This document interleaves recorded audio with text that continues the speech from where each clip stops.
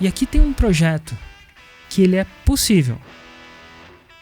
E essa pessoa que tem a visão, ela não consegue só dar uma ideia, ela tem uma ideia e a ideia vem junto com um projeto. Então a gente fez essa ideia de focar. E o foco, ele é bom e ele é ruim. Ele é bom porque, de uma certa forma, ele cria um produto cada vez melhor. A fórmula hoje é muito melhor do que ela 2 anos atrás, 3 anos atrás. Mas ela vem com desvantagens também. Ela deixa de ser uma novidade. E eu sei que novidade é muito atrativo. Seja muito bem-vindo, seja muito bem-vindo ao podcast 6 em 7. Aqui a gente fala sobre os primeiros passos para você que está querendo começar no mundo do marketing digital e quer fazer o 6 em 7, que são R$100 mil de faturamento em 7 dias consecutivos. Eu sou Thiago Batista. Eu sou Lorival Júnior. Eu sou Érico Rocha. E eu sou Kate Maria. Olha aí. E hoje, Érico, Kate, Lorival, a gente vai falar sobre uma habilidade que a gente nota que você tem muito, Érico, e você consegue traduzir muito bem, como talvez cultura para a empresa, que é o poder de se adaptar, né? Pô, sei lá, você tá há mais de 13 anos no mercado, voando, tipo, entre os maiores, quiçá o maior, né? Player, desde há mais de 13 anos. Segundo o IBGE, né? Segundo o IBGE. O que é maior e o que não é. Mas, enfim, tá sempre ali na ponta. E queria saber qual que foi o principal... Eu não acho que eu sou o maior, não, mas eu sou mais humilde. Não, mas tá ali sempre entre os maiores há tanto tempo, em um mercado que muda muito rápido, né? A gente é quase um ano de cachorro, um ano de marketing digital são 7 anos aí de outros negócios. Quase um ano de cachorro. O ano de cachorro. Essa é boa, Thiagão. E aí, qual que você acha que é a principal característica que você tem que reforça essa constante adaptação e sempre se manter ali na ponta? Boa pergunta. Qual que será? Assim, tem algumas coisas que me fizeram continuar na ponta. Vamos lá, então. Vamos pensar. Um produto... eu vou falar uma coisa, vai parecer muito humilde, mas é um produto foda. A fórmula de lançamento é um produto foda. Eu lembro que quando eu aprendi a fórmula, depois passei 6 meses fazendo um monte de outras coisas e eventualmente descobri que para mim aquilo funcionava como uma coisa de louco. E até hoje, quando eu saio da fórmula, eu volto e há 10 anos depois eu falo, nossa, como é foda. Então, a gente tem um produto e uma metodologia foda. Um produto e uma metodologia atemporal. Porque a gente já falou em vários episódios que os gatilhos mentais eles se alinham, eles funcionam porque eles se alinham do jeito que o cérebro humano funciona: escassez, reciprocidade, autoridade, prova social, diálogo, comunidade, novidade, desapego, Autoridade, história, conversa, participação, surpresa. Então assim, é atemporal, é um produto atemporal. E aí, e depois de uma decisão estratégica de eu ficar bom em um produto e cada vez mais melhorar esse produto.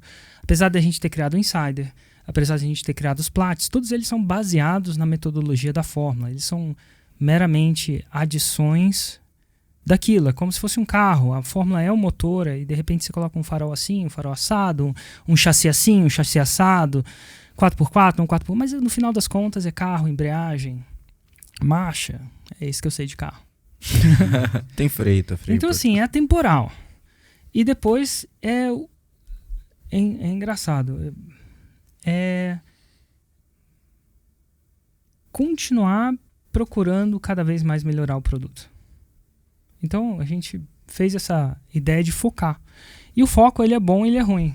Ele é bom porque, de uma certa forma, ele cria um produto cada vez melhor. A fórmula hoje é muito melhor do que ela 2 anos atrás, 3 anos atrás. Mas ela vem com desvantagens também. Ela deixa de ser uma novidade. E eu sei que novidade é muito atrativo, né? Então, para um lançamento, toda vez que você vai lançar uma novidade, você vai ter mais atração. Isso é no marketing, um novo Corsa, o novo é muito atrativo. Então, trilhar esse caminho não é um caminho fácil de se trilhar, não. Mas na época pareceu a coisa certa a se fazer e a gente continuou fazendo. Não quer dizer que a gente nunca vai lançar outra coisa, não. Constantemente estamos sempre tentados a fazer isso. Sabemos que tem um potencial muito grande. Eu debato isso o tempo inteiro com a equipe, com a direção e tal. Mas, por enquanto, tem tanta coisa assim na empresa que a gente ainda pode melhorar, que ainda não está melhorando. As reuniões de ontem, né, Lorival, a gente sentando, falando sobre lançamento, tudo que a gente pode melhorar em lançamento é muito louco, depois de 10 anos, pensar nisso. Mas, então, assim, enquanto eu achar que tem potencial para melhorar esse produto, eu acho que é massa. E a vantagem é que você se estabelece, fica um produto sólido, fica um produto conhecido, fica um produto de reputação. E essa reputação vai seguindo você também. Então tem um ônus e o bônus de você não fazer uma novidade. Eu não sei se eu aconselharia todo mundo a fazer o que eu fiz, não. Porque você tem que ser muito... Tem que ter um pouco do meu perfil também. Pensa, eu não leio vários livros. Eu leio um livro, sei lá, 6 vezes. Não falei 20 vezes, é coisa de marqueteiro, mas 6 vezes total. Eu fico lendo o livro, depois eu fico... E por muito tempo eu achava que isso era ruim, mas eu fazia do mesmo jeito. Porque, cara, você fala, pessoal, onde a gente vai comer? Cara, eu quero comer no mesmo lugar. De novo, eu quero ver agora... Eu sou aquele tipo de pessoa que vai comer um menu... Se eu gosto de um restaurante, eu vou lá de novo e vou tentar zerar o menu. Vou tentar ficar mestre naquele restaurante. Se eu vou no hotel, eu gosto do hotel, eu não troco de hotel. Então, por muito tempo até eu digo, pô, que coisa chata, vou ficar mesmo não, lá de novo, meu Deus. Mas aquilo para mim era muito legal. Isso tende a gostar. Se eu vou esquiar, por exemplo, eu pego uma pista e masteriza. Eu fico naquela pista muito tempo antes de voltar a outra. A Ju, sempre ela vai ter, vamos ir num lugar diferente. E não é que eu não gosto de lugares diferentes, acho legal isso de vez em quando, mas... Eu adoro pegar uma pista e ficar naquela uma pista. Eu tenho vontade de fazer isso. De fazer isso. Hoje eu tô, sei lá, praticando surf. Agora eu voltei a praticar o surf de lago, né? O surf Nutella. Aquele surf. Pô, que massa. Eu tô ali numa onda e eu faz alguns anos que eu já tô praticando uma mesma manobra, que é o aéreo. O aéreo é tipo uma manobra que não tem como você acabar. Você sempre pode fazer ela melhor. Não tem uma... Tudo você sempre pode fazer melhor, mas o aéreo é tamanho, né? Você sempre pode saltar mais alto. Né? Mais plástico, como a gente chama. Mais bonito quando você fica lá em cima e tal. Nossa. Então, assim, eu gosto disso. E de vez em quando eu insiro outras coisas também, mas isso faz parte muito do meu perfil dessa masterização. E eu só não dava esse nome, porque antigamente, por, sei lá, uns 6, 7 anos me chamavam de chato. Nossa, o Eric é chato, cara, só fala a mesma coisa. Eu tenho piada que eu conto faz 23 anos. A mesma piada. É muito, piadas que eu conto há muito tempo. Inclusive não dá pra contar aqui, porque aqui é censurado, mas... Vou fazer um podcast de piadas. Vou fazer um podcast, mas assim, cara, se eu tomar um old fashionzinho, um esquinho, um bourbonzinho, você vai ver eu contar a piada do elefante. O elefante que... Enfim. Então, assim, eu gosto disso. Eu gosto de fazer essas mesmas coisas. Faz parte do meu perfil. E aí um dia, eu acho que alguém... Eu estava com a Barry Baumgartner, a pessoa que nos ajuda a planejar os nossos eventos ao vivo do Mundo Paralelo. E ela falou assim, e ela é legal que ela faz uns 32 eventos por ano. Isso dá mais de um evento pro final. Tu deve estar fazendo um agora. Olha que louco. A vida da Barry. Já pensou? Já. É uma coisa de louco. Inclusive, o Mundo Paralelo a gente vai gravar no estúdio dela nos Estados Unidos dessa vez. Mas ela falou assim... E ela tem... Porque ela faz muito isso, ela tem contato com muito expert. Então, isso não era essa obsessão, talvez seja a palavra, não era uma coisa normal. Ela falou assim, ela chamou isso ainda, tipo, não sei se é porque eu sou cliente e tal, mas ela chamou isso de masterização. Então, eu procuro masterizar. Olha que massa. Mas tem ônus e bônus disso. Eu não sei se isso deve ser o perfil. Se uma pessoa, por exemplo, não curte fazer a mesma coisa, não curte o mesmo restaurante, gosta de ficar cada vez um restaurante diferente e tal... As minhas viagens, esse ano, assim, tem as viagens da Ju, que ela escolhe e tal, e geralmente são viagens diferentes, eu nem sei quais são nesse momento, mas as que eu escolho, eu vou fazer a mesma viagem, por esse quarto ano eu vou fazer uma mesma viagem, que é ir de Fortaleza a Tindicate. Não é Fortaleza, é Paracuru, mas enfim, eu faço em 11 dias. Cara, eu amo fazer essa mesma viagem, a cada vez fazendo. Outra viagem que eu vou fazer esse ano é para Namoto, eu já fiz 2 vezes. Aí parei muito na pandemia porque era complicado viajar tão longe, e não só Não só porque estava barrado, depois voltou, né? Mas ainda tinha Covid. Você não quer pegar Covid no meio de uma ilha na Indonésia, né? Lá não tem nem protetor solar para comprar. Vai vendo. É nesse nível. Enfim, então assim... Mas eu gosto de fazer essa viagem várias vezes. Então, eu gosto de coisas que são... Na minha opinião, eu gosto de coisas que são levemente difíceis de entrar, mas que você leva uma vida para masterizar. Isso é clássico, uma vida. Sei lá, jogos, surf. Como é que você vai masterizar surf? Você não masteriza, kite, esportes. Então, negócio também. Lançamento não é uma coisa do dia para a noite. Mas eu gosto dessa... Principalmente quando essas coisas são mais únicas também, não são tão mainstream. Que massa. E você falou da melhoria contínua, né, do produto, digamos assim.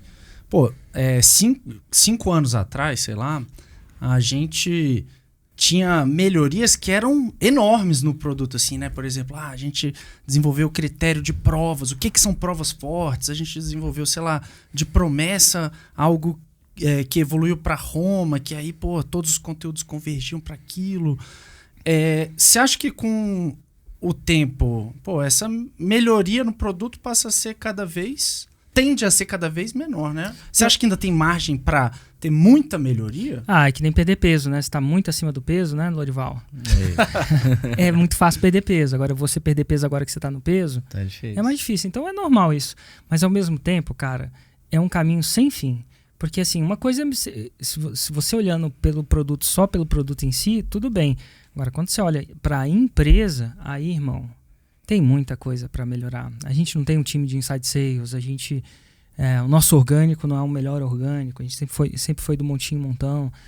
Isso é uma vida para melhorar, eu acho, né? De dedicar e melhorar, branding, essas coisas todas.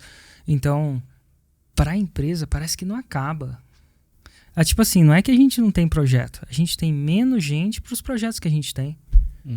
Mas assim, muito. E olha que a gente tem gente trabalhando. Então, de longe, como negócio, isso chegou num nível onde não dá... Mas tem muita coisa. Os próprios produtos em si, aí você falou assim, do Fórmula, mas assim, às vezes a gente tem ciclos de melhorar o Fórmula, às vezes a gente tem ciclos de melhorar o Insider. Esse ano passado foi um ciclo muito grande de melhorar o Plat. O Plat 2023, ele é bem diferente de 2022, que é extremamente diferente de 2021. E então, assim, não acaba.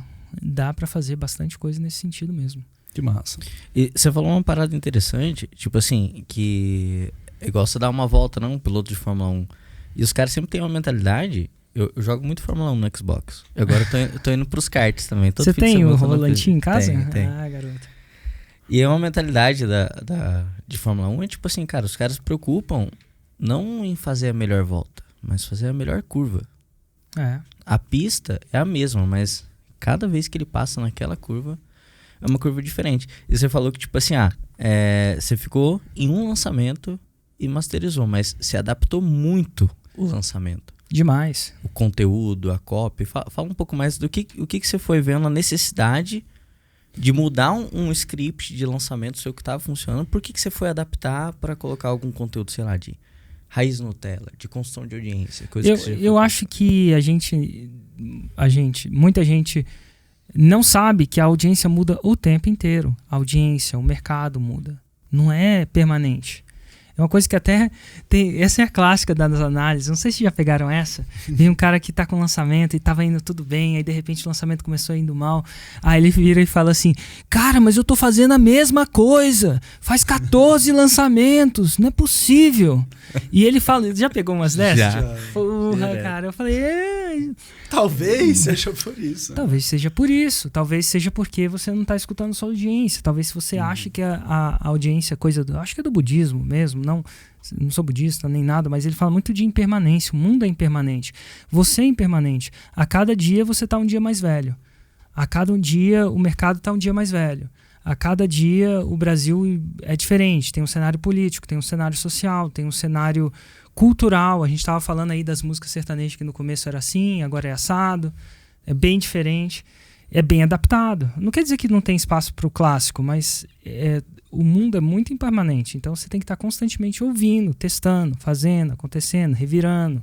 O Facebook é diferente, o Instagram é diferente, o TikTok agora existe.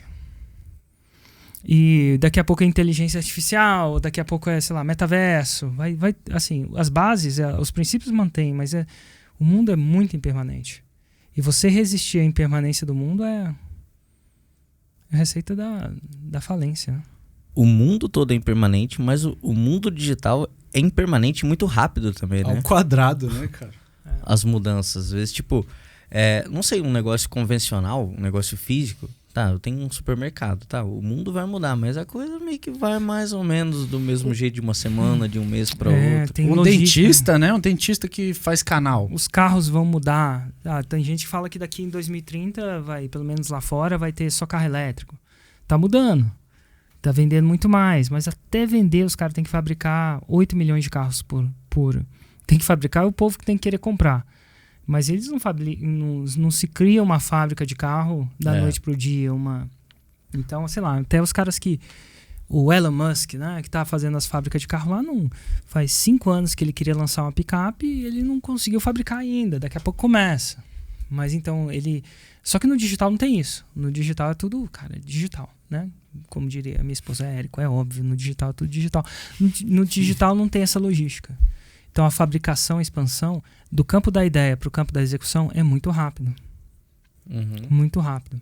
Você falou que, tipo assim, os fundamentos não mudam, né? Mas você vai se adaptando. Fala mais sobre isso. Por que os fundamentos não mudam? E o que é que você tem que adaptar, então? O jeito que você aplica os fundamentos. Um exemplo é o gatilho mental da reciprocidade. Não muda. Desde o tempo de Jesus Cristo, se você fizesse alguma coisa para alguém, essa coisa fosse honesta e sincera, essa pessoa quer fazer essa mesma coisa para você, vai tender a retribuir esse favor, porque isso está pré-programado no nosso cérebro, na espécie humana. É uma espécie que é recíproca. Desde os tempos das cavernas isso foi fazendo. Agora, você fazer reciprocidade, antigamente não tinha vídeo. Não tinha como você gravar um conteúdo porque vídeo era pesado. Não tinha como colocar vídeo. Então era tudo feito em e-mail. Pô, aí com o tempo começou a ser feito com vídeo. Antigamente não era feito com vídeo só. Todo mundo estava no computador.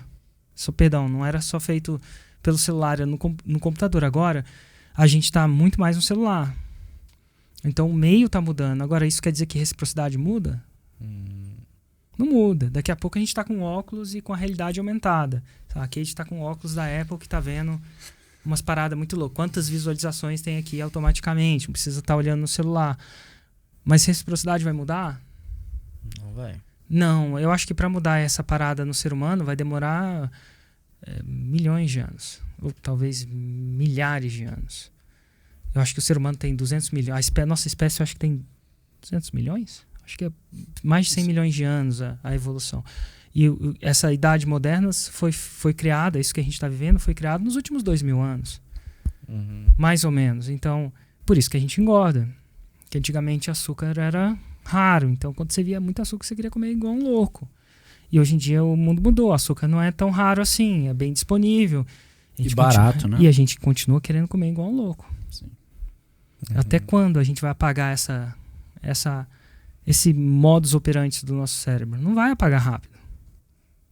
Não, massa. E aí você falou em e-mail, né? Pô, tudo começou, né? Com um e-mail um anúncio, né? No Google lá atrás, 13 anos atrás, né? Quando você começou. Você fazia um anúncio no Google chamando para quê? Para dar um e-book, uma recompensa lá para leilões, ou já para se cadastrar num evento? Como que era lá? Na verdade, eu chamava... Na minha primeira página de captura, se não me engano, eu chamava para ver uma amostra da minha base de dados. Eu falava que era muito difícil encontrar os leilões no Brasil, porque você tem que assinar muito jornal, mas eu criei essa base de dados e eu vou te dar uma amostra dela. Aí você entrava, era tipo um freemium. Que massa. Foi a primeira página de captura. Aí eu construí uma lista e eventualmente eu lançava a base de dados inteira. E essa amostra era suficiente para gerar reciprocidade? Ela dava uma... Eu acho que era. Motivada? Eu não sei exatamente se era Se ela era. A responsável. Meu Deus. Mas a gente pegava umas coisas muito boas, né, na mostra. Um apartamento clássico na Paulista, coisas conhecidas, reais, que você podia ir lá e arrematar. E eu sei que, imagina, isso aqui é só em São Paulo. Tá doido. Imagina o que mais tem. Então pegava, se não me engano era isso, mas faz tanto tempo que eu não sei ao certo, sinceramente. Mas era uma amostra. E aí gerava reciprocidade, você convidava pro evento. Né? Não sei se a palavra era reciprocidade. Já não era isso. Talvez um interesse, né? Eu mostrava uma oportunidade. Até então não apareciam os gatilhos mentais, não tinha uma cultura de conteúdo. Cultura de conteúdo para mim, foi chegar em 2017, mais ou menos. Eu sei que fazia alguns. Mas depois que ele entrava na amostra, nossa empresa ia dando dicas de leilão de imóveis. Como desocupar um imóvel, como ver se ele é bom ou se ele não é, os principais erros, os principais acertos. Aí a gente aplicava naquela época, né? Tudo por e-mail, né? Tudo por e-mail, mas não tinha tanta rede social. A atenção ainda estava na Globo na época. Olha que louco que mudou. A atenção estava na TV. Não estava na internet. A gente ia na internet, sabe pra quê? No Google, pra procurar alguma coisa. E aí, geralmente, não tinha nem blog ainda. Tinha, sabe o quê? Okay. Site. Tinha gente, as empresas faziam site. Você procurava... o Google era mais ou menos uma espécie de páginas amarelas. Com o tempo, veio Wikipedia, veio blogs. Então, ele passou a ter mais um efeito de conhecimento, mas eu acho que no começo das coisas o Google era uma espécie de páginas amarelas. Eu queria encontrar um violão, eu queria encontrar um mecânico, não tinha conteúdo, até porque era difícil de fazer conteúdo. Eu sou do tempo que não tinha e-mail para começar. E-mail de graça, o Hotmail foi uma grande, Gmail foi uma grande revolução. Caralho, e-mail de graça, velho. E-mail enfim, era pesquisador que tinha. Então aí depois, um tempo, aí você podia fazer um site, mas era difícil, quem conseguia fazer um site? Aí veio o WordPress que deu para a nação geral, que tinha que instalar servidor, domínio, mesmo assim, o cara tinha que ser mais técnico, mas ele podia postar o seu próprio artigo na internet. Eu acho que foi a revolução do WordPress, que aí veio o blog, com o blog veio comentários. Eventualmente lá na frente veio o Facebook, que você conseguia encontrar as pessoas, se relacionar com as pessoas. Eventualmente veio o Messenger, depois veio o WhatsApp, depois veio o Instagram, e depois veio o celular, depois veio o app. Ô, Érico, desde que você começou a lançar ou entrar no digital, o que você acha que foi a maior adaptação que você já teve que passar, que trouxe mais resultado, que para você representou uma mudança drástica, mas que trouxe um resultado drástico também? Uma grande adaptação foi que no começo a gente ou fazia anúncio ou atraía as pessoas por um marketing de afiliado, que é marketing de recomendação mesmo. Então até 2017, se não me engano, 7 em 7 6 em 7 era feito mais... Tinha uma grande participação. O marketing de afiliados foi era a grande fonte de leads, era a grande fonte de tráfego, era a fonte de visitantes bons. E a adaptação foi cada vez mais as pessoas, né, com as apps, prestaram mais atenção em conteúdo. Então eu acho que foi começar a postar conteúdo. Foi a grande revolução. Até porque eu acho que muita gente lá fora, até onde eu acompanhava, pelo menos da minha escola, da galera que estava andando comigo, eles não viram essa revolução do conteúdo. Eu acho que até hoje não viram tanto. Eu acho que até hoje eles estão meio que presos a esse marketing de afiliados. Que não necessariamente é ruim, mas ele é mais limitado. Ele tem um start muito rápido, mas chega uma hora que eu não sei se dá para crescer mais. Então eu acho que com o conteúdo, postar conteúdo, isso que a gente está fazendo agora foi uma das grandes revoluções. Mas isso veio devagar, né? Quando é que a pessoa parava para escutar um podcast? As pessoas nem sabiam que era podcast. Vocês escutam algum podcast? Eu escuto. O que você escuta? Eu escuto GVCast, eu escuto... Ainda tem GVCast? Tem, moleque. Novos episódios? Olha, tem que olhar de novo. Tem o Master of Case, aquele que foi até você que indicou, aquele é muito bom, velho. Aí ele ainda faz episódio novo também? Eu não sei, eu assisto o que tem lá e, velho, tem muita coisa que eu não assisti, muita coisa boa. Às vezes eu pego e filtro, tipo, pelos mais antigos, vou vendo de trás pra frente. É muito massa. Você escuta podcast? Hoje tô vendo daquele do Huber, mano. Você tá vendo? Que episódio você tá vendo? Então, eu ainda tô no da calvície. Pô, são episódios longos. Ué, Pegou por no quê? coração, pegou no coração. Por que, Thiago? E você, Pô, Kate, tá escuta caído. podcast? Não, só episódios, tipo, aleatórios, recomendado por alguém e tal. Nada, tipo... E eu fiquei interessado Dedicado. no último lá, que ele fala da performance do cérebro. Você já viu esse lá? Todos esses têm a ver com a performance do cérebro, né? Tem a ver com performance do cérebro com água, meditação, álcool. Não, mas é um específico com um neurologista. Eu acho que é o último. Não vi. Eu tenho que tô olhar. interessado. Eu tô olhando agora os efeitos do álcool. Mas assim, Não são muito bons, não. nossa, você vê o podcast você não quer parar. Mas assim, então assim, até o jeito que eu consumia, eu lia bem mais livro que eu leio hoje. Uhum. Por que eu leio? Primeiro que eu não lia, eu gostava mais de escutar, uma preferência pessoal minha. Mas quando eu tenho um tópico, antes de pegar o livro, cara, eu quero escutar o podcast. Se tiver uma pessoa que faz um bom podcast daquilo, um podcast do Huberman vai ser 2 horas, mais ou menos. Um livro aí, o Pai Rico, Pai Pobre, deve ser umas 6 horas. Então, assim, eu escuto muito. Eu vim escutando um episódio agora. Então, hoje, podcast pra mim é muito massa. Nesse sentido, né? Tem os esporádicos e tem os mais de alguma coisa que eu tô vivendo no momento e tal. Mas até o jeito de consumir conteúdo muda, né? Mas e aí? A reciprocidade muda? A escassez muda? A autoridade muda? Não muda. Mas o meio vai mudando. Você falou de afiliado, né? Que, porra, tem um start rápido, mas dependendo fica limitado. E, pô, em 2018, né? Você tava... começou um Há movimento... 5 anos de cachorro, né? Você começou... Foi boa, velho. Ano de cachorro foi melhor. Foi tirada diretamente do umbigo. E em 2018 você estava começando um movimento de expansão para o mercado espanhol, né? Tá. E eu lembro nessa época, mesmo já tendo alguns anos fazendo tráfego pago, conteúdo, o start você estava pensando também em começar como mercado com afiliados, procurar pessoas com autoridade lá. Você acha que é interessante para a galera que está aí na audiência, dependendo, procurar afiliados para startar ou precisa de um nível de maturidade? Para uma pessoa que está começando, eu diria que não. E eu vou falar por que eu estava startando lá e podia. E salvo algumas exceções. Porque eu tinha um grande relacionamento com a Hotmart. A Hotmart estava indo para lá, né, o gateway de pagamento Hotmart. E a Hotmart já tinha todos os contatos dos grandes players lá. E ela queria muito que eu ensinasse a fórmula de lançamento em mercado espanhol. Então, cara, caiu de mão beijada. Então, eu não tive que recrutar os afiliados. Eles meio que recrutaram, fizeram eventos.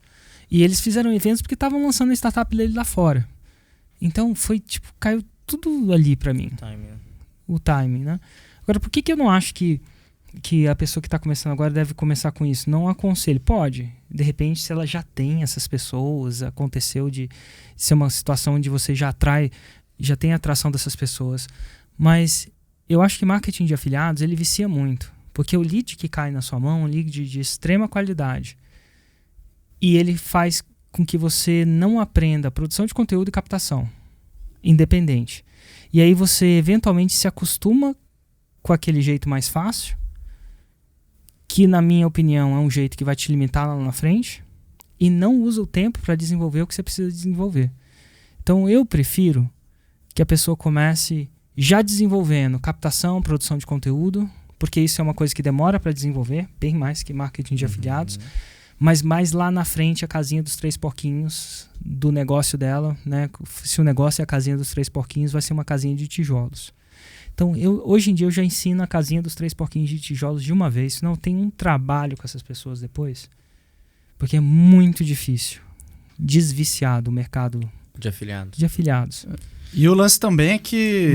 Outro ponto que é complicado também, queria até saber o que vocês acham, é o lance de você, muitas vezes, quando está começando, não tem um produto tão sólido, né? Às vezes alguém promove um produto que não está tão legal, pode ser ruim. Né? Pode. Eu não sei, isso nunca chegou a acontecer, esse pensamento para mim, não. Mas às vezes o cara te promove tanto assim, e aí por reciprocidade você quer promover de volta. Mas às vezes o seu produto é um pouco mais preparado, vamos dizer assim. Melhor do que a outra pessoa, e se sente que seria uma injustiça não promover esse produto. Então, por vezes, eu ficava um pouco ressabiado na promoção. Então, hoje em dia, não mais, mas é uma grande ferramenta. Mas para os meus alunos, eu já não ensino ela porque eu acho que eu vou ter problemas mais na frente. Eu ia te perguntar isso porque, tipo assim, né, nessa parada que você falou aqui, cara, o que faz pra te manter onde você tá, na posição, é um produto foda e um produto atemporal.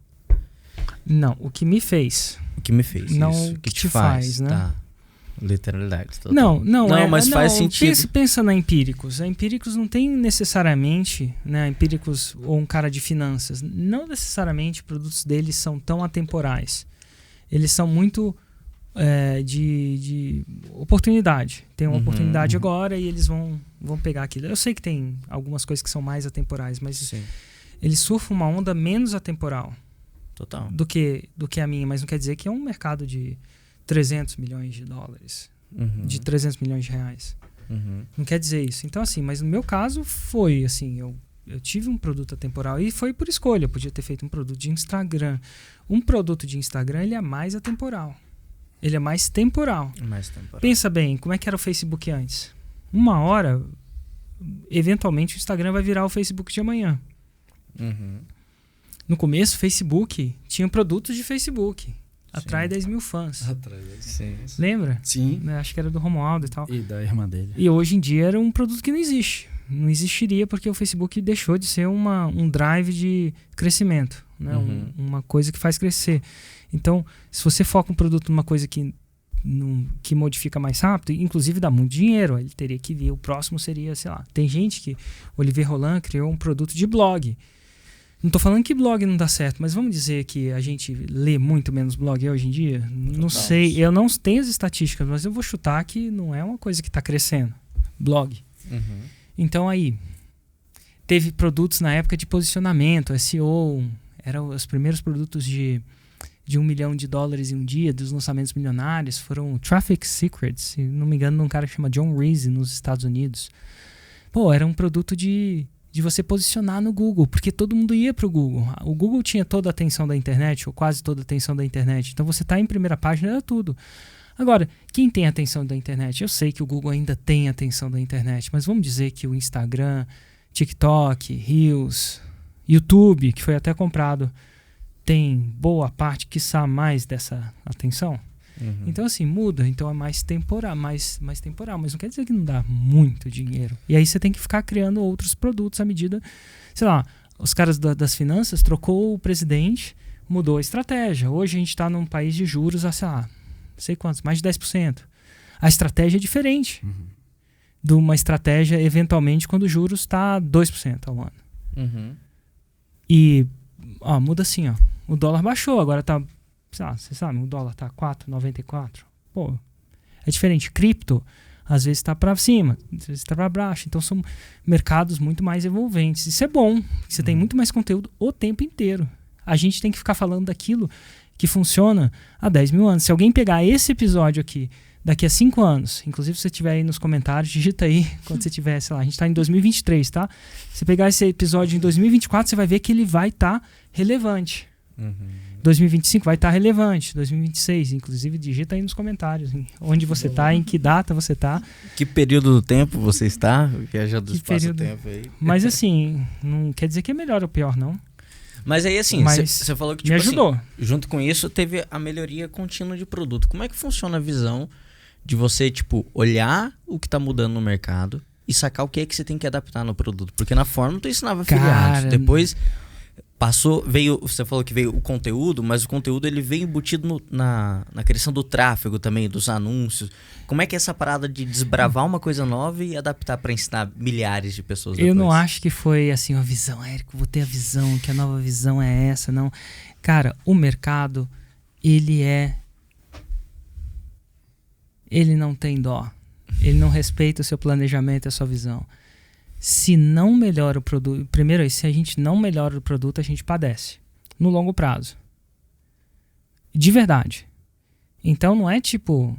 Ai, que visão. Tem gente que faz essa visão. Os caras visionários que criaram um carro elétrico em massa, tiveram a visão. Esses caras são super visionários mesmo. Mas uma vez que ele estabeleceu o produto, se ele não melhora o produto dele, a concorrência vai chegar e eventualmente vai criar uma opção mais barata, melhor, e a empresa vai falir. Por que as empresas montadoras agora, a Ford está quase assim, acho que foi resgatada há um tempo atrás. Qual é que não recebeu ajuda do governo americano? Você deve contar nos dedos que não ia falir. Olha que louco.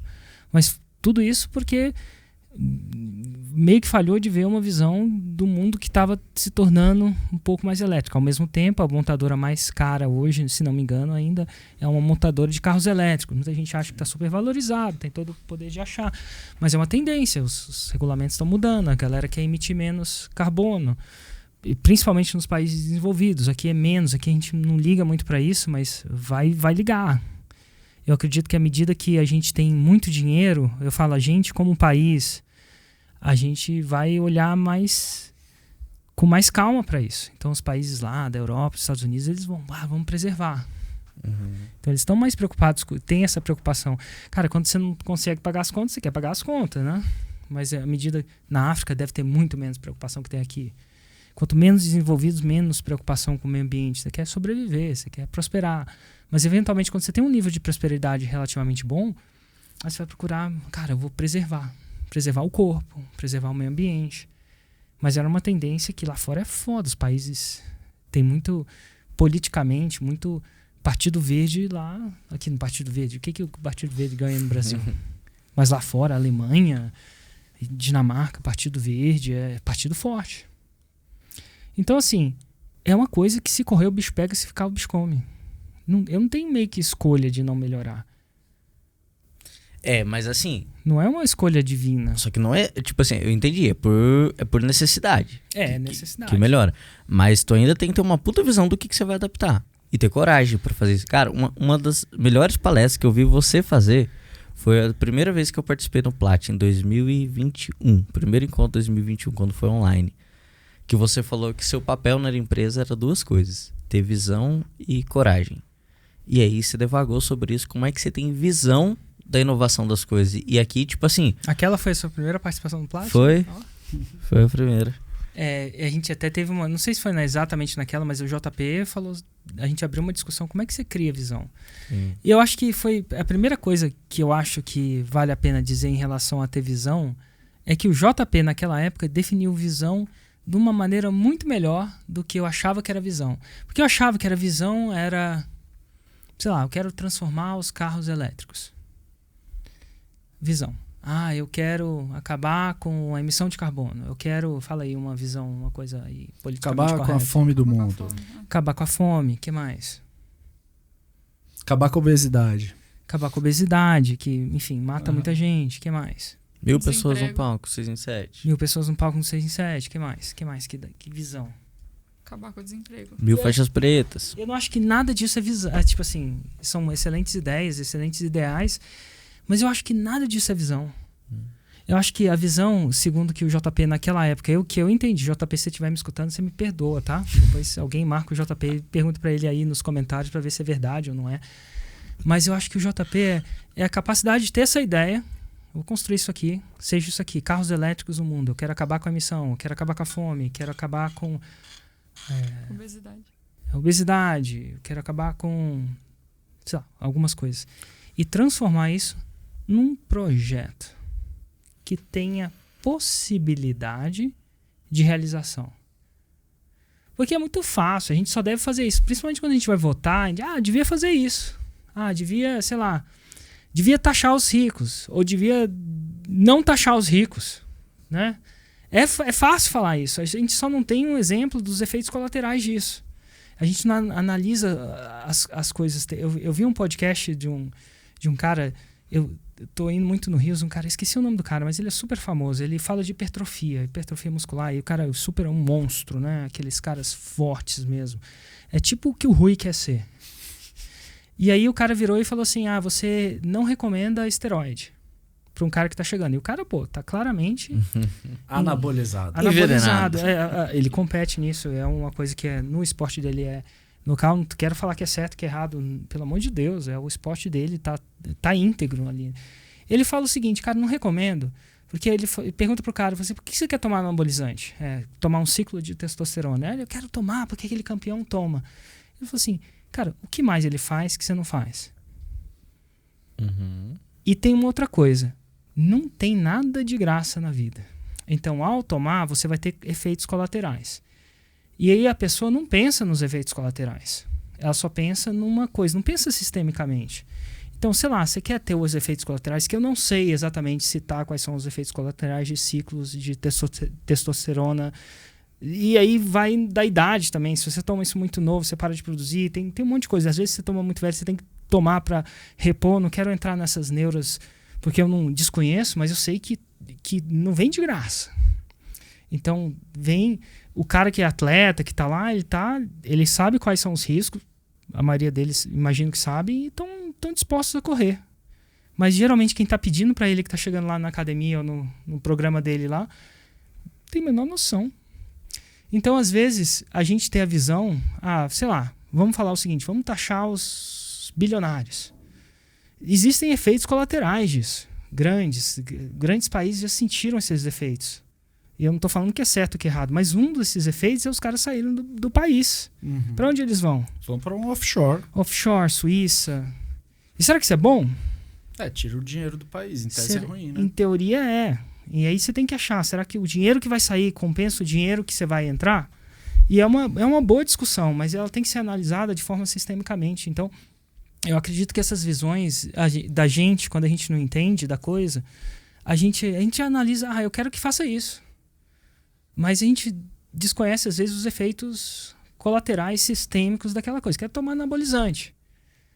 Mas espera aí, você pensou nos efeitos colaterais? Você está disposto? Está disposto a comer o tanto que um bodybuilder come, né? Ou a dormir quanto ele dorme, ou a comer na frequência. Treinar o quanto ele treina. Uma vez eu fiquei disposto a comer o quanto os caras comiam, mas não treinava e nem dormia.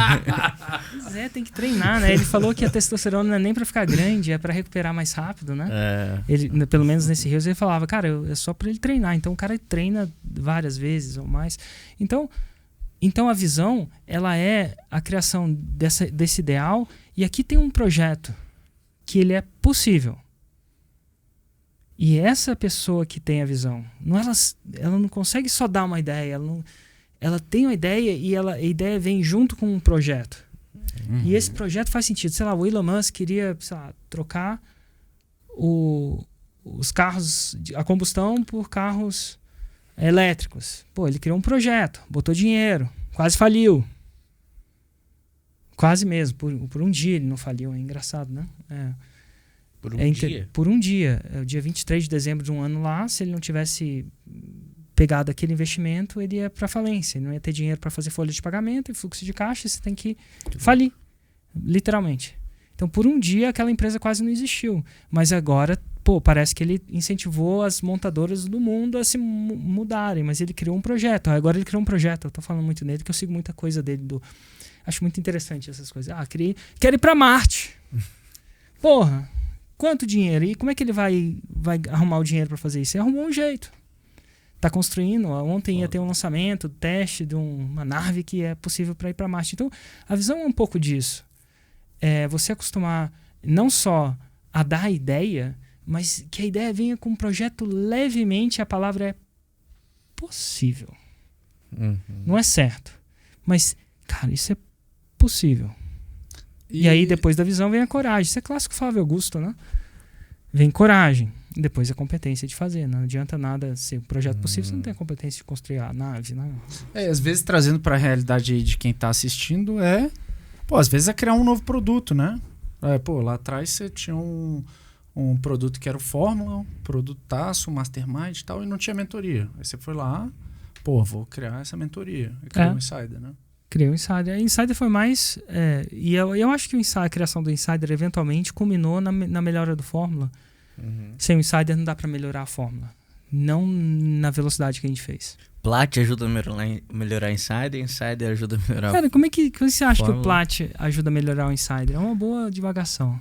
Pra quem não sabe, o Plat é pra quem fez 6 em 7, acima de 6 em 7. Por que você acha que ajuda a melhorar o Insider? Porque a gente consegue desconstruir o que os faixas pretas estão fazendo, né? Exato. Boa. E, inclusive, uma ideia de palestrinha aí que já surgiu, que a gente vai fazer... nós temos... Uma ideia de palestrinha aí, você apontou pra quem? O Thiago. Ah, tá. Pensei que você tinha apontado pra Let's. Pensei que a Let's ia fazer uma palestrinha ali. Não, que a gente já tá correndo atrás, fazendo os corres aí. E aí, tipo assim, a gente sempre tem as nossas palestras que a gente fala quais são as principais recomendações que a galera teve em análise de lançamento. Não, isso aqui funcionou, isso aqui fez tal coisa e tudo mais. Só que a gente começou a perceber que os próprios alunos, eles têm... principalmente do Plat, eles têm trazido muitas inovações e coisas que funcionam, que estão às vezes até além de recomendações. Às vezes os nossos Plats são eles que fazem as análises, né? Então a gente não analisa todo mundo, é uma dinâmica diferente.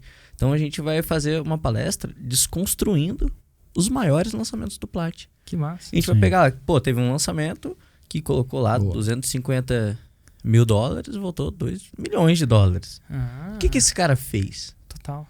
Então a gente desconstrói o que a galera tá fazendo, né? Que massa. Então isso ajuda. Então, spoiler aí dos próximos eventos. Não, a gente vê o tanto que a nossa... tanto que a gente não é tão apegado a algumas coisas, né? Por exemplo, desconto, né? Houve um tempo que a gente falava, não, você não pode dar desconto, não pode dar desconto. Até que a gente testou e fez sentido. Outra coisa que a gente, lá atrás batia muito, e vendo alguns Plats fazer, a gente também, de certa forma, mudou. É a questão, por exemplo, de seguidor no Instagram. Seguidor não paga conta, E a gente começa a ver que, o público da galera que convida de um determinado jeito para seguir o perfil tá convertendo bem. A gente vai evoluindo também. Total, né? O mundo é impermanente, né? Cadu ajudou bastante a gente, a Aline Baldisseri e Rafael, só dando os créditos. Eles participaram do ID aí, que massa. Com exemplos, foi bem massa. É a música do Raul Seixas, né? Eu vou desdizer aquilo tudo que eu disse antes. Total. Érico, eu vou voltar um pouco no assunto aqui que tu falou, tipo assim, você acha que alguém que tem a visão, o que é alguém que tem a visão? É alguém que consegue ter uma ideia, mas a capacidade de converter essa ideia num plano que é possível de executar e ele esteja presente para os efeitos colaterais. Ela não precisa nem ter a capacidade, ela precisa criar um plano levemente possível. A ideia sozinha não dá certo. Estrategicamente, ela tem que falar, ela tem que mostrar um... Como que ela é possível? Plano que deixe isso possível. Ela não precisa nem ter a competência para executar o plano. Eventualmente, se ela quiser, ela pode, ou ela pode contratar, ou ela pode ter... o Elon Musk não é do mundo dos foguetes, né? Não, ele não é um engenheiro aeroespacial, não, apesar dele ser engenheiro, mas eu acho que não nesse nível. Érico, a gente falou muito sobre adaptações e principalmente relacionados ao produto, a melhorar o produto. Mas tiveram algumas adaptações que a gente fez sobre a forma de vender também. Total. E uma delas, acho que a principal, pelo menos na minha visão, foi fazer lançamento ao vivo. Foi uma adaptação.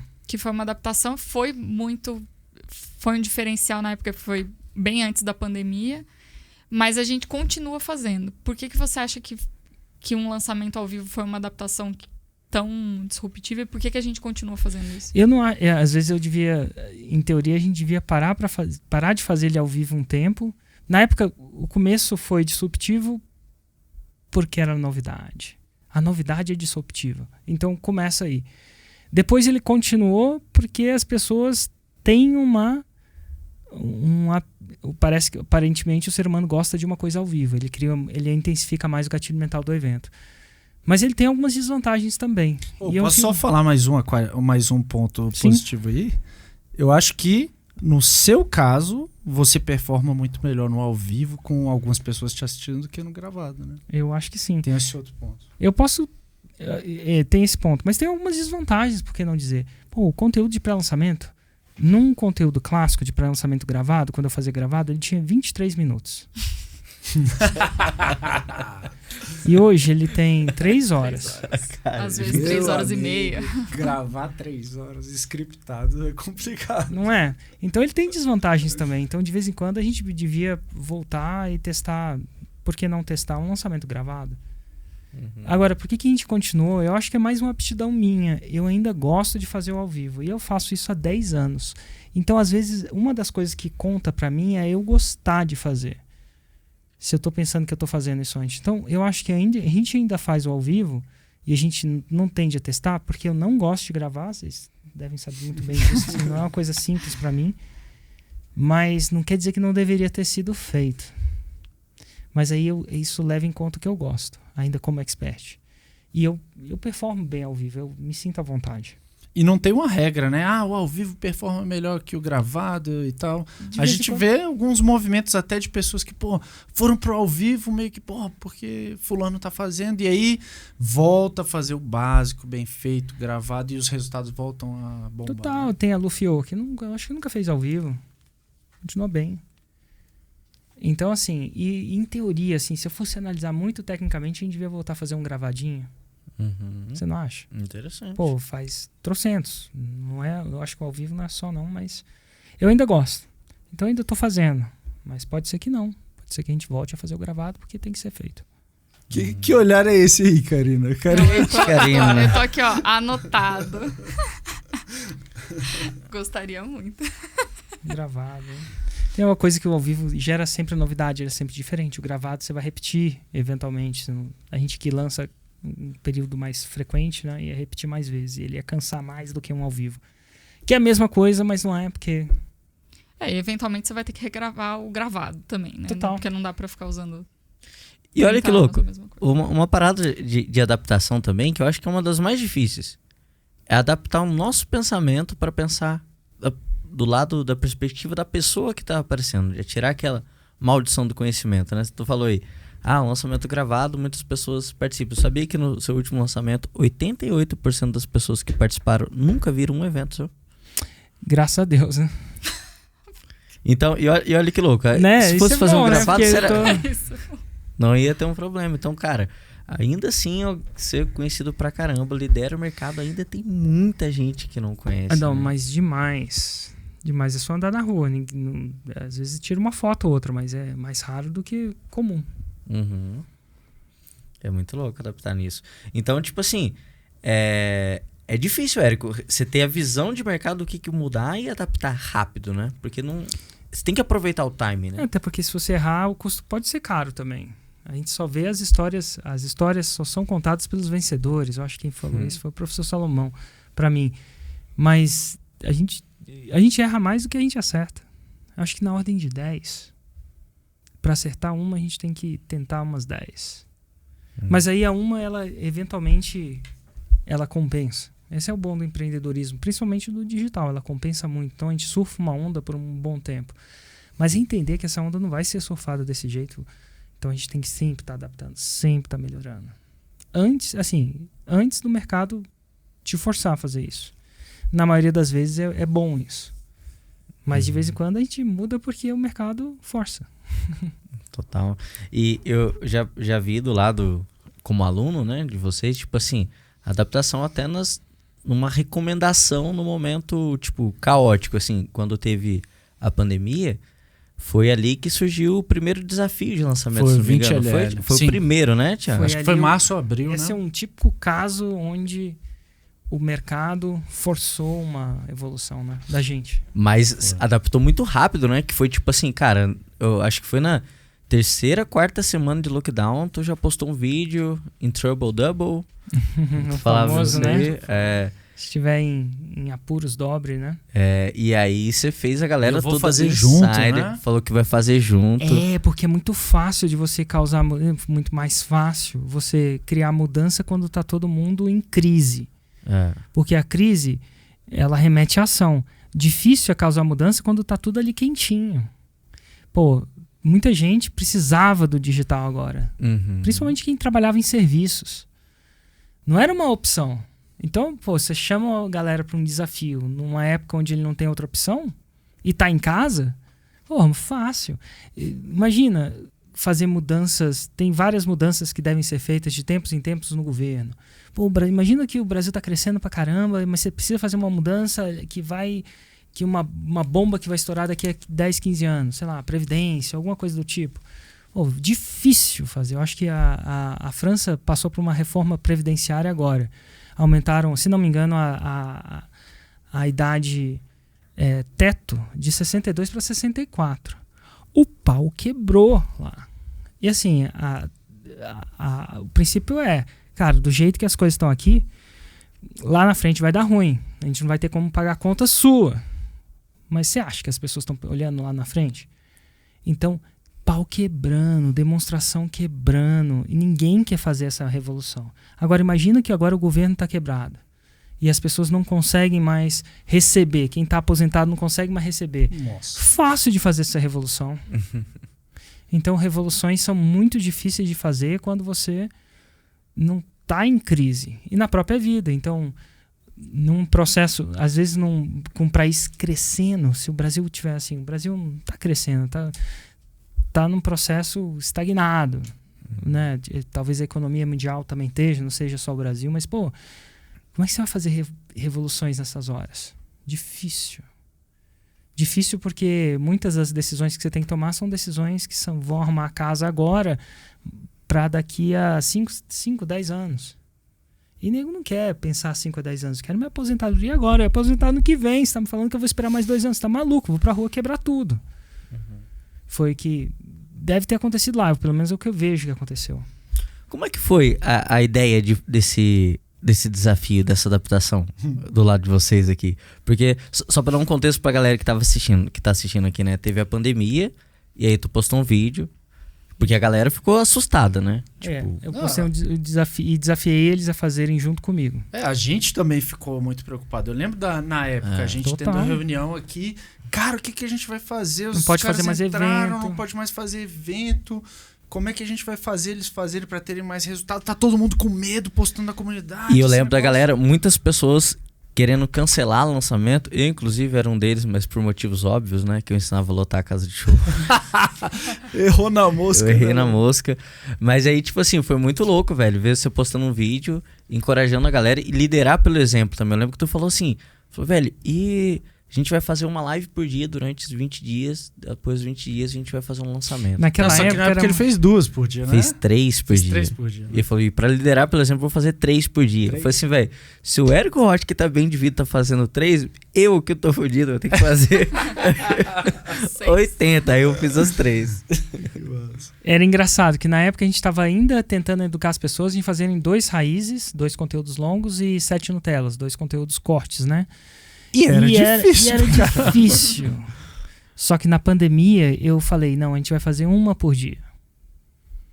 Não era um raiz, né? Uma live era um raiz. Um raiz por dia. Era incrível. Era muito difícil num tempo fora de crise de você tentar liderar alguma coisa para o cara fazer 2 por semana. Na pandemia a gente fazia 1 por dia e eu ainda fazia sábado e domingo. E 3, né? E eu fiz 3 por dia. Mas assim, eu acho que a liderança, por exemplo, é mais fácil também. Mais fácil não, eu acho que é o único jeito. Eventualmente, porque as pessoas não escutam só o que você fala, elas escutam o que vocês fazem. E eu acho que dava para eu liderar sem ter o exemplo. Eu acho que eu conseguiria construir uma racionalidade por trás disso, mas era muito mais forte. Lembra o que você falou? Se o Érico tá fazendo também. Se o Érico tá bem de vida, tá fazendo 3, quem sou eu? E é engraçado que depois disso, eu não sei se foi a impressão de vocês, mas a minha impressão era... Ninguém mais reclamava depois do Raiz Nutella. Não. Virou o benchmark ali. Virou o benchmark e, cara, nossa... Antigamente o cara fazia uma análise com a gente e o lançamento às vezes não dá certo. Você fez 2 Raiz 7 Nutella e...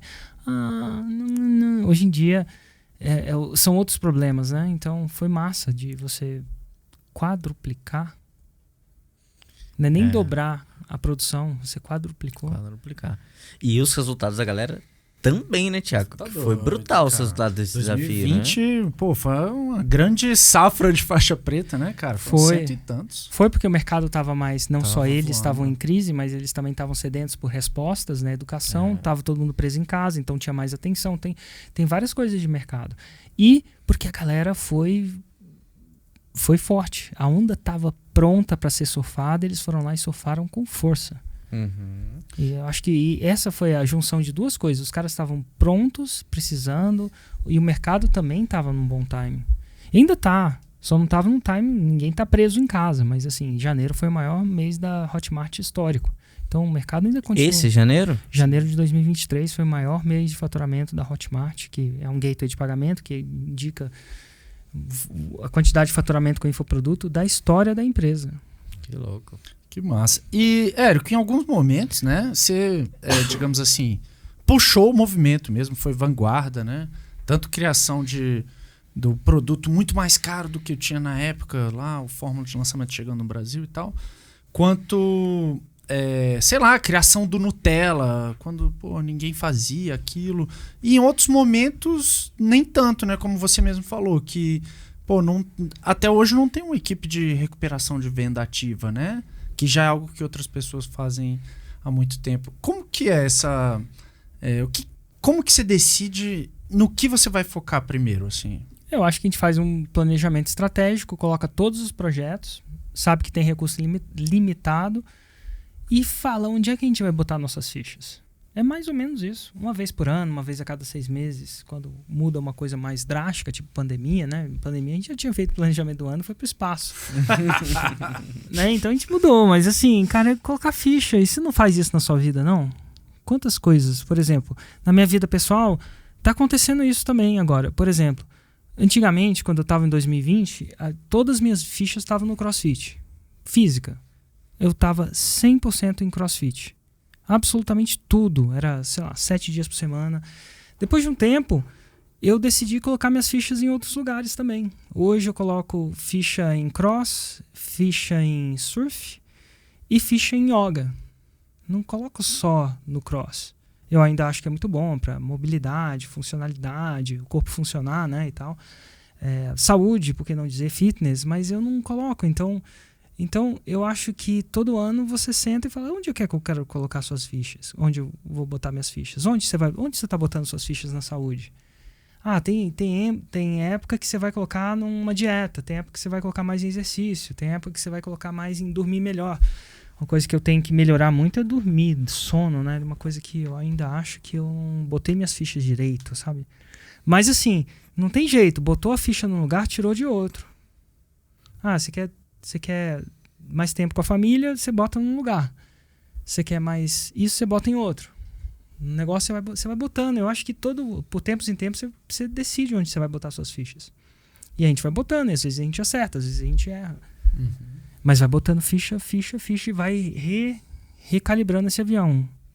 Boa. Você falando de errar e recalibrar, a gente tinha até anotado falar sobre isso, né? Sobre você errar rápido, aprender rápido e consertar rápido, né? E começar de novo rápido, né? Principalmente quando a gente erra, a gente tende a baquear e ficar lá embaixo por um bom tempo. Né? Chateado, né? Total. Eu acho que não é nem... Eu não acho que nem errar rápido, porque errar rápido, todo mundo vai errar rápido. Eu acho que... Bateu o carro foi rápido, né? Errei rápido. Não, às vezes a pessoa não lança, né? Entra, em algum programa e não lança. Aí agir, né? A ação vai gerar erro, assim. Mas abruptamente. A pergunta é quanto tempo você vai ficar embaixo naquele erro lá? Qual o seu tempo de resposta? Quanto tempo você vai ficar se autoflagelando lá? Igual a Escravizaura. Conhece a Escravizaura? Ficar batendo, se flagelando. Cara, não vai rolar. Então, assim, é você levantar rápido e botar para o próximo projeto. Essa coisa de você desapegar um pouco ao erro, né? Cara, muito, muito massa. Não, você ia falar? Não, fala aí. Você falando disso, me vem a imagem de 2 pessoas, tipo, nitidamente ali, que, são até faixa preta aqui da casa, que é a Vânia e a Vanessa, né? Cara, elas já acabaram e começaram alguns relacionamentos em, sei lá, 7 anos, né? Igual você, Lorival. E, cara, sempre... Outro relacionamento, deixa claro pra elas aí. Relacionamentos de lançador, profissionais. Com expert e tal. E engraçado que ano após ano, elas, de certa forma, precisam recomeçar e, cara, elas ficam cada vez mais fortes, maiores.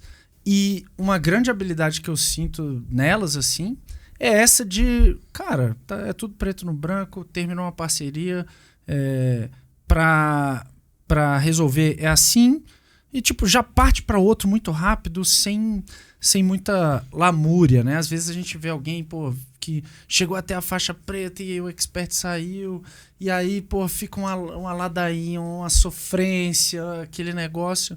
Elas agem muito rápido, me viu nitidamente a imagem delas nesse poder de sacudir a poeira e dar a volta por cima, assim.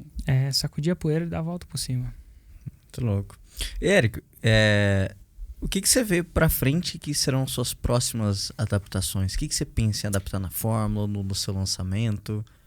Eu acho que eu devo adaptar muito a captação do meu lançamento. A gente estava conversando isso ontem. A gente deve ainda voltar a melhorar o nosso orgânico em termos de captação e construção de audiência. Eu acho que o mundo pede isso cada vez mais, até para ter um bom pago. Então, melhorar o orgânico, melhorar a captação, mais inteligência de captação. Eu não vejo modificando, pelo menos no momento, muito a oferta, o lançamento em si. Eu acho que o negócio é como que a gente traz mais gente. De repente, isso é mexendo na captação mesmo. E na postagem de conteúdo, que estamos constantemente testando novas coisas e procurando acertar. Então, testando, procurando acertar, testando, procurando acertar. Eu acho também a gente está apostando agora na criação de time de vendas interno. Isso é uma coisa que eu nunca fiz, né? Agora a gente começou a fazer, depois desse podcast, agora às 3 horas eu tenho uma reunião sobre isso. Olha que louco, daqui a 40 minutos. Tem uma reunião sobre isso. Amanhã a gente tem uma reunião sobre o lançamento, próximo lançamento, que a gente vai mudar. Mas eu não sei, eu acho que é isso. E constantemente eu ainda penso em novos produtos. E assim, só não me pergunta quais são, porque assim, eu queria ter a chance de lançar eles primeiro. Vai muita gente sem spoiler, mas eu tô constantemente pensando em produtos que tenham sinergia. A gente também está fazendo parceria com empresas, adquirindo parte de empresas mesmo que tenha sinergia com a nossa audiência, nossa autoridade. Fizemos isso com Ladeirinha, deu super certo. E já estamos procurando fazer com uma segunda pessoa, está quase aprovada agora, uma segunda empresa. E já fizemos umas 4 ou 5 reuniões com outras para olhar, considerar, fazer. Então, muito investimento em outras empresas. Mas é um pouco disso. Basicamente, é audiência, produto e lançamento. Então, venda. Eu acho que uma das coisas que a gente peca muito ainda, que tem muito dinheiro na mesa, é um time de inside sales, por exemplo. Legal, por que não fazer? Sobre produto. Tem algumas coisas em mente. Estamos cozinhando algumas coisas. Empresas são uma espécie de outros produtos também, uma espécie de investimento mais forte nesse sentido. Audiência, foco no orgânico também. Nunca tive, né? Então agora a gente está construindo devagar. Mas assim, é muita paciência, ter paciência e olho no longo prazo. Paciência, olho no longo prazo e fazer acontecer. Mas os pilares num crescimento de um produto digital é produto, audiência e venda, né? O lançamento, no caso. Que louco, né? Porque são coisas antagônicas. Você tem que olhar a longo prazo e ficar ligadaço na dinâmica que o mercado muda. É difícil ter esse balanço. E executar, né? E reunir os times e executar e arriscar dinheiro, muito dinheiro. Né? Por vezes, a gente ainda pode fazer isso. Isso é bom. A gente tem uma base de cash bem sólida para fazer esses riscos. Porque lá atrás a gente já via que a gente pode ir para cima, para baixo e tal. Então a gente já era bem conservador nesse sentido. Isso dá muita longevidade para a gente ainda. Mas fica ligado, né? Mas são sempre nessas três coisas. E uma coisa massa disso aí, tipo, de errar e gastar dinheiro, é que a gente tem a chance de ver a galera errando e gastando dinheiro também na TV. Os Platts, né? Os Platts. Não vou citar nomes, mas sobre reality show que a gente viu, né? Que foi fazer um lançamento no formato disso. E aí é massa. Parecia foda, né? Não, parecia muito foda. Eu lembro de uma vez que o Ladeirinha, também não vou citar nomes, Ladeirinha falou assim, Ladeirinha falou, cara, vou lançar um cara. Esse cara tem zilhões de views no YouTube e vai dar certo. Eu acho que o vídeo de vendas vai ter 3 milhões de visualizações, porque é um cara muito famoso e tal. Eu falei assim, cara, deixa eu entrar nesse negócio. Eu quero comprar uma parte do seu risco. E na época eu falei assim, tá aqui, eu acho que ele estava investindo 2 milhões, alguma coisa do tipo. Eu falei assim, cara, eu entro, eu acho que foi isso que eu falei, tá? Eu entro com quinhentinho. Por 25%, só para diminuir seu risco. Você vai investir 2 milhões, agora você vai investir 500 a menos, o risco é meu, não vou fazer nada, você vai fazer tudo, mas eu estou comprando o seu risco, você não vai ter risco. E ele falou assim, não vendo. E foi um lançamento que não deu certo, assim, ou não deu certo, acho que meio que pagou as contas e tal, mas foi mais um aprendizado, vamos dizer, foi mais um aprendizado que um outro lançamento. Então, assim, às vezes, tem tudo, ideias, tem tudo para dar certo. Você planeja dar certo, mas a vida não tá nem aí pro seu planejamento, né, Thiago? E é massa, gente. Não, é massa a gente ver os caras errando, não, né? Porque não é rir da desgraça dos outros, mas é bom a gente conseguir aprender com o erro de uma galera. Por isso que, cara, a gente tem com toda humildade falando, mas a maior inteligência de lançamentos do mundo, né? De ver a galera. Eu acho que em termos de números, sim. De acesso a esse tipo de dados, sim, né? Em números, eu desconheço alguém que tem acesso a tantas pessoas sendo mentoradas no momento, né? Mas isso é um caso muito forte pra gente. Nos ajuda muito, né? Total. Eu chamo de produtos estratégicos. Já ouviu falar disso? Conte-me mais. Produtos estratégicos. Existem produtos que só são criados para gerar um fluxo de caixa para a empresa e causar transformação. Mas eles não valem... Assim, o Plat, mesmo que se não gerasse nenhum caixa pra gente, ele ia ser muito valioso mesmo assim. Porque estrategicamente faz sentido. Por quê? Porque a estratégia nesse caso ao ver os erros das outras pessoas, eu cometo menos esses erros. Ao ver os acertos das outras pessoas, eu faço mais esses acertos. E isso faz meu negócio crescer independente. Então, investimento em produto estratégico é muito massa. Porque tem alguns produtos que te dão inteligência. Ó, Lorival, uma coisa que você tá precisando, hein? Tô precisando criar uma esteira de produtos aí, moleque. Tá foda. Não, é sério, dá inteligência. A palavra é inteligência. Produtos estratégicos te dão inteligência. E algumas pessoas não pensam em produtos estratégicos, só pensam no produto que gera receita. E nada de errado com isso, mas o Plat, se olhar, é engraçado que eles geram receita, né? Mas eles são mais estratégicos, talvez eles valham mais pra gente do que a própria receita que eles geram. Um produto estratégico, a definição é um produto que gera inteligência sobre o negócio que você atua? Eu não sei, eu nunca defini, mas um produto estratégico é um produto cuja a inteligência gerada por ele vale mais do que o fluxo de caixa que ele traz ou não. A inteligência gera mais que o fluxo de caixa. Muito massa. Tem muito debate agora no TikTok, né? Não sei se vocês já viram, o TikTok tá sofrendo... acho que alguns estados estão querendo banir ele, porque eu acho que vendo pelas notícias, né? Lendo as notícias, parece que ele coleta muito dado. E aí os Estados Unidos estão um pouco receosos de uma companhia que tem, se não me engano, parte do governo chinês coletando esses dados, estão com medo disso. Como é que isso pode ser usado ou não? Então, os Estados Unidos provavelmente estão com esse movimento de banir o TikTok em algumas áreas por achar que o TikTok eventualmente possa ser um produto estratégico da China. Estou falando que não, estou falando da discussão que eu estou vendo aí pelo YouTube. Deve ser tudo verdade, né? YouTube. Mas você entendeu? Porque, entendi. Então ele está com medo daquilo ser mais estratégico do que o caixa que ele gera. Ele não está banindo porque eventualmente gera ou não gera caixa. Inclusive, quando gera caixa é ótimo, paga imposto, ajuda a pagar até o exército americano. Paga como aqueles aviões, né? Os bases. Paga com imposto. Quem que paga a conta? É o empreendedor e a pessoa física que paga os impostos, basicamente. Então ele não bane um lugar, mas às vezes ele bane pela... Cara, será que é um produto que eu deixaria estrategicamente ser no meu país? Então, discutivelmente, é isso que ele está falando. Total, massa. Você acha que o ClickPages foi um produto estratégico? E na época eu acho que não. Deixa eu pensar.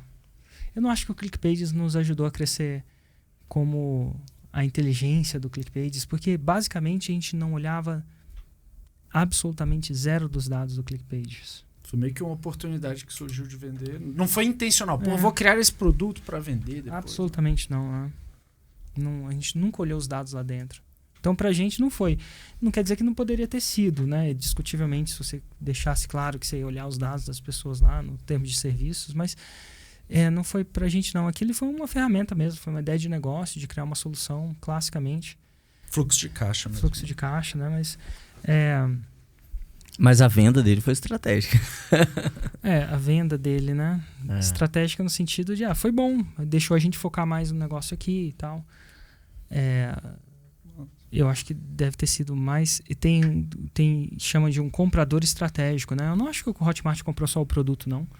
Acho que ele comprou um time de desenvolvedor, que é difícil ter um time, é difícil montar um time, é difícil montar um produto, demora. Então, estrategicamente, ele deve ter comprado tempo. Por que você não acha que o Hotmart deve ter 1000...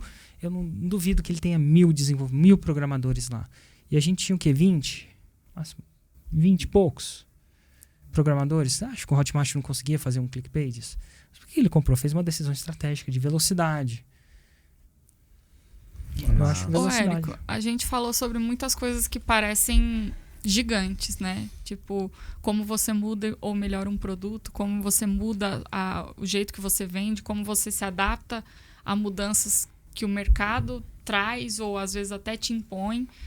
E aí eu fico pensando quem está começando agora, quem às vezes está entrando no mundo do marketing digital, está começando a fazer os primeiros lançamentos, e se isso não soa um pouco, tipo assim, assustador para a pessoa. O que você acha, o que você falaria ou o que você aconselha para quem está começando, que está entrando num mercado que a pessoa tem que saber que ela vai se adaptar de qualquer maneira, mas tipo, o que ela tem que fazer? Nossa, assim, pra quem tá começando, sinceramente, Kate, eu acho que ela tem que seguir o básico.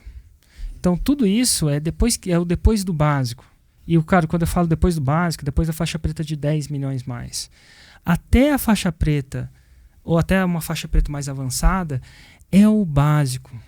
Tá tudo lá scriptado. É fazer o básico bem feito, é fazer o feijão com arroz bem feito. Então a pergunta que eu falaria é: como é que eu posso fazer mais o feijão com arroz bem feito? Como é que eu posso fazer isso com mais intensidade? Com mais excelência, não perfeição. Buscar excelência desde que a excelência não te pare. Não é excelência que gera inércia. A excelência que gera movimento. Fazer mais.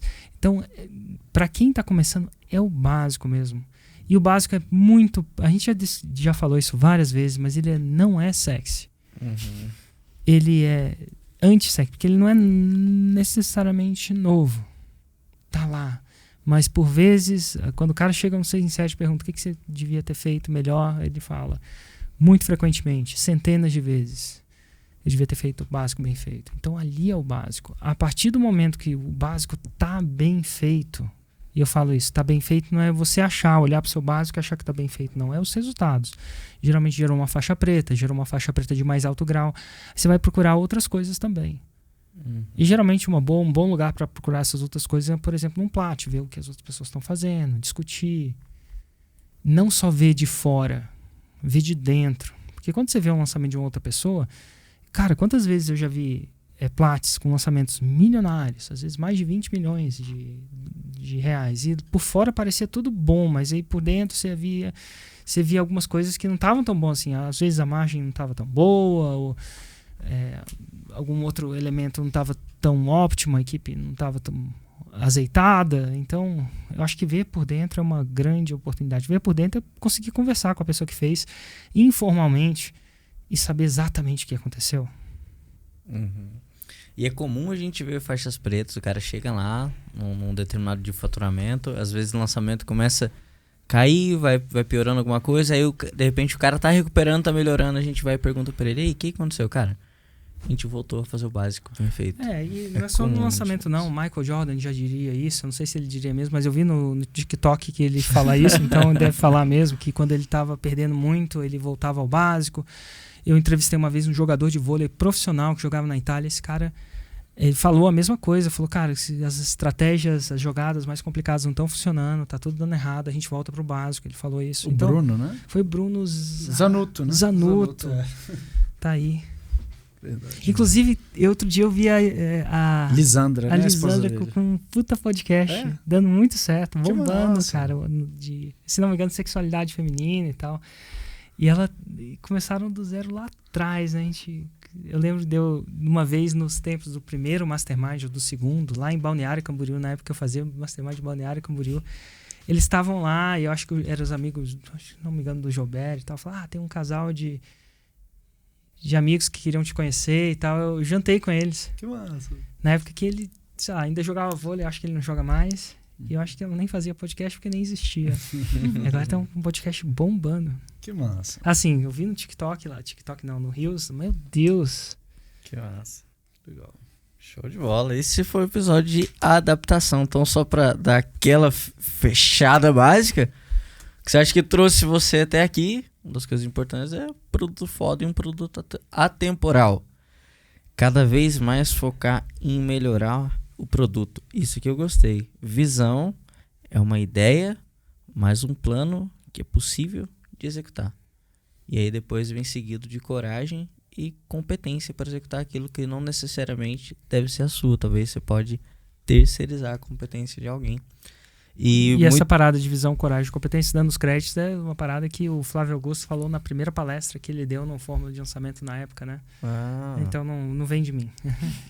Mas eu acho muito massa, eu relembro, porque ele definiu o empreendedorismo de uma maneira bem fiel. Uhum. E uma parada importantíssima em toda essa adaptação, o mercado é muito dinâmico, mas você tem um produto estratégico, que é um produto cuja a inteligência que ele gera tem mais valor até que o próprio caixa dele. Importantíssimo. É isso aí, esse foi o episódio sobre adaptação, foi mais um episódio do podcast 7. Siga no YouTube, Instagram e todo o resto que tiver, Spotify, tudo também. Valeu. Acho que ter propósito é você, independente de como você está se sentindo agora, ruim ou mal, a luz no fim do túnel, o final da jornada, ser uma coisa atraente para você. Então essa é a minha definição. E no começo, a luz no fim do túnel pode ser: vou ter dinheiro para pagar o plano de saúde do meu pai. Ou às vezes a luz do fim do túnel é: vou ter dinheiro. Nunca tive, vou ter. Dependo de alguém, agora não dependo mais. A gente está constantemente desbravando, modificando, dando certo, acertando, errando, acertando no lugar, sabendo que está errando no outro, porque não dá tempo de acertar nos dois.